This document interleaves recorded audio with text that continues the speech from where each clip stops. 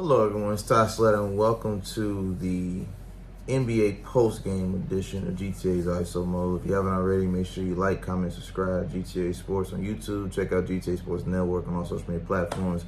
Follow me at Slatter as well on all platforms, and check out tyslatter.com for all things world sports. Now this video is going to go a little differently than I anticipated. Knicks found a way to win this game, make the series 2-1, 106-100. I'm not really one for conspiracy theories, but they did have the referee, the infamous referee, Scott Foster there. And anytime you see Scott Foster, they call him the extender. When it comes to playoff games, he usually comes in and wrecks things. But I'm not going to give Scott Foster all the credit. The Pacers choked this game. Part of it was getting too comfortable at halftime, being up 13 points. They were up 20, and the Knicks started to make the comeback going into halftime. But also, Aaron Nesmith rolled his ankle really bad. I think he stepped on Brunson's foot on the baseline, and that changed the outcome of the game, in my opinion. I know you guys, it's a team sport, so how can one player impact the whole game? Well, in the Pacers' case, they brought in players to contribute while Nesmith was getting wrapped up in the back to look at his ankle. And in that time frame, the Knicks made their comeback. Despite being in foul trouble, Jalen Brunson and Karl-Anthony Towns both had 5 fouls apiece. I think Josh Hart had 3 or 4 fouls.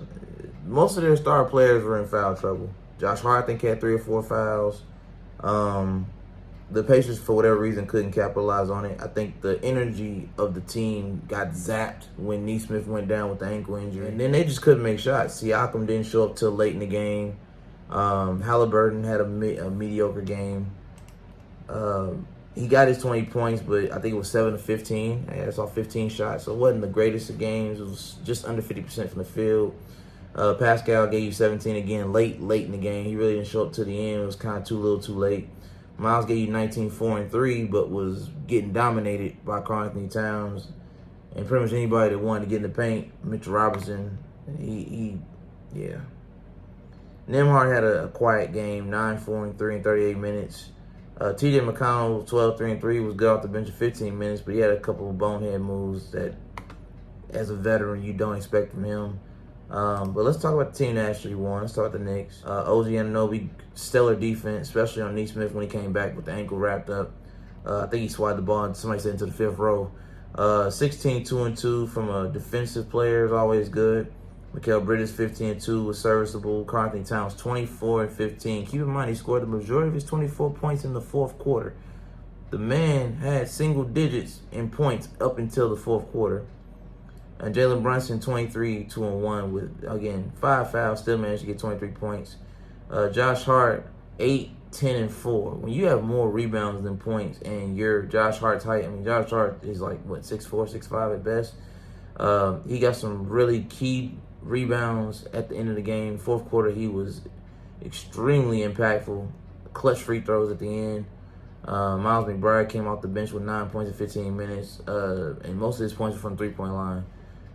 He was definitely the one that sparked the 20-point comeback in the 4th quarter. Him and Karl-Anthony Towns combined. Overall, Tibbs pulled out all the stops, and Knicks got it done. I can't say I'm shocked. I'm disappointed. Well, I'm not shocked because I made the prediction at the beginning of the series that the Knicks would win one at Gainbridge. I was half right. I thought they were going to get one at home first before coming to Gainbridge, but the Pacers managed to go up 2-0, and now the Knicks make it 2-1. So now the Pacers are going to have to go back to New York for Game 5. There's no way around it now. Now you have to go back to the Garden. When you could have ended this at home and called it a series, now you're forcing it. So we got to go back to New York in Game 5. But Game 4 will be a Gainbridge. Comment below who you thinks will win the series. I still got the Pacers winning this. I initially said 6. This could go 5 or 6, depending on what the Pacers do to make the adjustments. Hopefully Nesmith's ankle is better for Game 4. He gets a couple days of rest.